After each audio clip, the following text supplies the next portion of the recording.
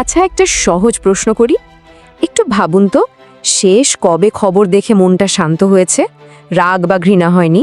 কাউকে শত্রু বলে মনে হয়নি? আমরা কি খবর দেখছি নাকি দাঙ্গার জন্য তৈরি হচ্ছে? এই প্রশ্নটা কি কখনো মাথায় এসেছে? খবরের কাগজ বা টিভির পর্দা, প্রতিদিন যা আমাদের সামনে আসছে, তা কি আসলে শুধু তথ্য, নাকি এর আড়ালে অন্য কোনো খেলা চলছে? চলুন আজ সেই খেলার নিয়মগুলোই একটু বোঝার চেষ্টা করা যাক। আচ্ছা, একটা সহজ প্রশ্ন করি। একটু ভাবুন তো, শেষ কবে খবর দেখে মনটা শান্ত হয়েছে? রাগ বা ঘৃণা হয়নি? কাউকে শত্রু বলে মনে হয়নি? যদি উত্তরটা না হয় বা মনে করতে পারছেন না, তাহলে একটা বড় সম্ভাবনা আছে যে আপনি শুধু খবর দেখছিলেন না, আপনাকে ব্যবহার করা হচ্ছিল। হ্যাঁ, ঠিকই শুনছেন। আর আজকের এই আলোচনা বলা যেতে পারে সেই খেলারই পর্দাফাশ করবে।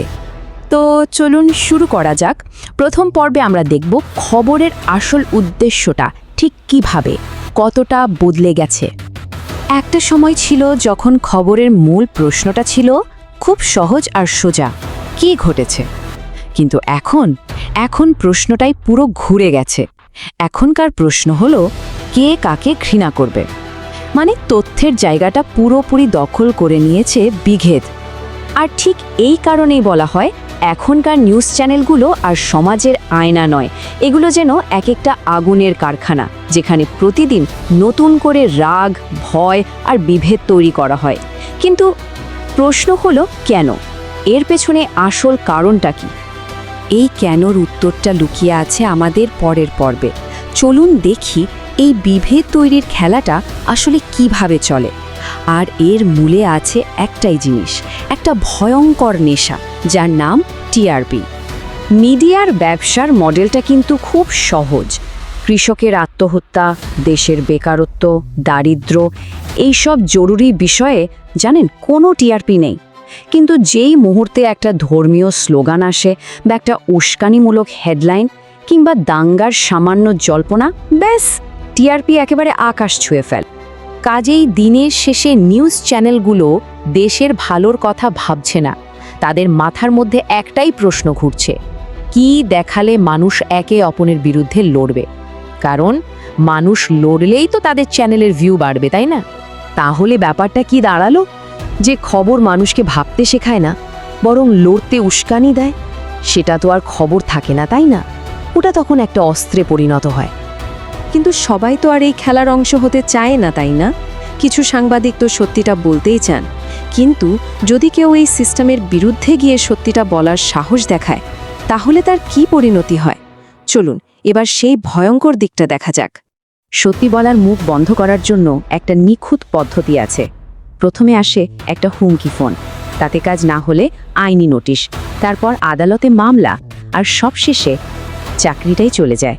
ব্যাস, এভাবেই সত্যিটাকে সিস্টেমেটিকভাবে কবর দিয়ে দেওয়া হয়। কিন্তু প্রশ্ন হলো, এই সিস্টেমটা এত শক্তিশালী কেন? কারণটা খুব সহজ। মিডিয়ার টিকে থাকার জন্য দুটো জিনিস লাগে, লাইসেন্স আর বিজ্ঞাপন। আর এই দুটোই থাকে সরকারের নিয়ন্ত্রণে। ফলে চ্যানেলগুলোর সামনে দুটো রাস্তা খোলা থাকে, হয় সত্যিটা বলো, নয়তো টিকে থাকো। আর বলাই বাহুল্য, বেশিরভাগ সময়ে তারা টিকে থাকার পথটাই বেছে নেয়। এর পেছনের কারণটা খুব সাধারণ কিন্তু নির্মম। সত্যি সবসময়ই ক্ষমতার জন্য একটা বিপদ, কারণ মিথ্যে দিয়ে মানুষকে নিয়ন্ত্রণ করা যায়, সত্যি দিয়ে নয়। তো এই যে বিভেদ তৈরির খেলা, এর সবচেয়ে বড় হাতিয়ারটা কি জানেন? শব্দ। চলুন পরের পর্বে দেখি কিভাবে খুব সাধারণ শব্দকেই এক একটা মারাত্মক অস্ত্রে পরিণত করা হয়। আগেকার দিনে খবরটা কিভাবে পরিবেশন করা হতো মনে আছে? ভাষাটা ছিল একদম নিরপেক্ষ। কোনো ঘটনা ঘটলে খুব সহজভাবে বলা হতো, একটি ঘটনা ঘটেছে, ব্যাস। এখানে কোনো পক্ষ বিপক্ষ ছিল না।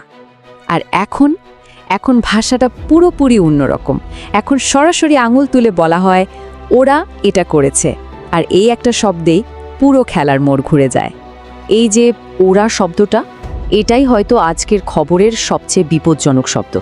কারণ এই ওরা কোনো একজন ব্যক্তি নয়, এই শব্দটা একটা গোটা সম্প্রদায় বা গোষ্ঠীকে এক মুহূর্তে শত্রু বানিয়ে দেয়।